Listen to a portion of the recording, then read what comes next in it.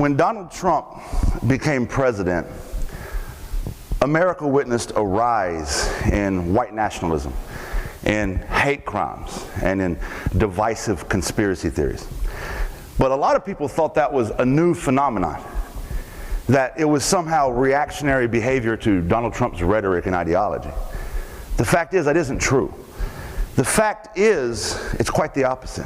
You see, Donald Trump was put into office by white nationalism, by divisive conspiracy theories, and by a long history of white supremacy in this country.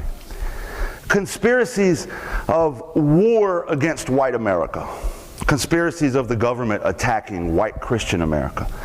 These conspiracies have existed in white communities across America for decades. Donald Trump simply provided legitimacy to these conspiracies by using key and designated language in his campaign that caused white America to circle in a shark frenzy and cast their votes. Now, how do I know this? How can I say this so confidently? Because I come from a white little town in North Carolina where I learned white supremacy. Racism is so casual where I'm from, it's culture. I'll say it again, racism is so casual, it's culture. And that culture breeds the next generation of white supremacists. And that's what I want to talk about today. I want to talk about that cycle of white supremacy that has yet to be broken. I want to talk about the silent complicity of white America whenever white supremacy is challenged. I want to talk about the ignorance of white America as it pertains to identifying and stopping white supremacy. Because you see, white supremacy is the single most dangerous thing in America to anybody who doesn't look like me. But every time white supremacy rears its ugly head, we treat it like it's a new dog doing new tricks. No, it's the same dog, same tricks. And I'm here to tell you that if we don't change how we treat the dog, it's going to keep doing the same trick. It's going to keep biting. I was raised in the mountains of western North Carolina in a white little neck of the woods, often referred to as a holler. I grew up with the Confederate flag in my front yard, and my neighbor had one in his, and this neighbor in his, and the guy down the road, everywhere. That flag was a sign of our heritage. At least that's what I was told. What heritage, might you ask? A heritage of simple, hard-working Christian folk. Patriots who love their country and their neighbor, as long as your neighbor looks like you. Because I'm here to tell you, I didn't have any black neighbors. In fact, you had to go about 20, 30 minutes down the road before you got to the black neighborhood, or where I'm from, they refer to as the bad part of town. You see, racism, where I'm from, is so casual, it's hidden in plain sight. I didn't know it existed. The N-word was daily vocabulary. I didn't even know that was a bad word. Growing up, I learned that people who sag their pants are thugs. Growing up, I learned if you live in government-assisted housing, it's because you're too lazy to get a job and work hard like us. Growing up, I learned that these people get food stamps and sell drugs. You see, one day my dad was going on a rant about just that when a guy knocked at my door. So I went and let him in. The guy went and sat with my dad, handed my dad some money. My dad weighed out the right amount of marijuana and gave it back to him, you know, a drug deal. And then my dad took the money from that drug deal and he put it in his wallet, right next to some red, yellow, blue, green food coupons.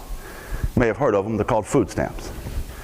Did my dad see the hypocrisy of us having food stamps and selling drugs while he's telling me about these people getting food stamps and selling drugs? No.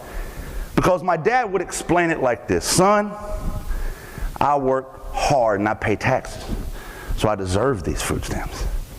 And I don't make enough money and I want to provide for you children, so I got to sell these drugs to make ends meet. You see the hypocrisy of that. The cognitive dissonance is cringeworthy. How could my dad, an otherwise intelligent man, be so ignorant? Easy. It's a toxic cycle of white supremacy and white ideology that has survived the test of time. You see, during slavery, only rich white people could afford to enslave other people.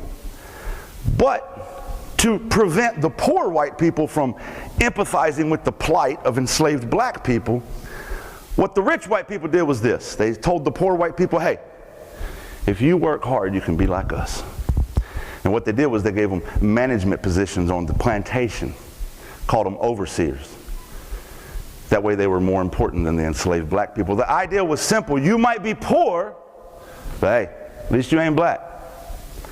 That ideology, that mindset has survived the test of time. Fast forward to my dad sitting in the living room ranting about these people with food stamps and drugs while selling drugs and using food stamps. I can hear it. We might be poor, but at least we ain't black. This is a cycle. And understanding that cycle, understanding that context, understanding this history is the key to dismantling white supremacy. Breaking that cycle is the key to defeating racism. Because I want you to understand, and this is very important, that although white America's busy spinning conspiracies of white America being targeted, there's no tangible, quantifiable evidence to justify their case. But ironically, the same people that believe that will refute systemic oppression against the black community when there's tangible, quantifiable evidence to prove it. The United States Department of Justice statistics show a black man's 3 times more likely to be killed by the police than a white man. The United States Sentencing Commission has proven that a black offender will receive a 19% longer sentence on average than a white offender, same crime, same criminal background. A black mother is 4 times more likely to die during childbirth than a white mother. 22% of black Americans live in poverty, only 9% of white Americans live in poverty. If you're a black American in this country, you're 2.5 times more likely to live in an environmental justice neighborhood. That means you're next to a power plant, next to a waste dump, next to a structure that poses significant health risk, regardless of your income.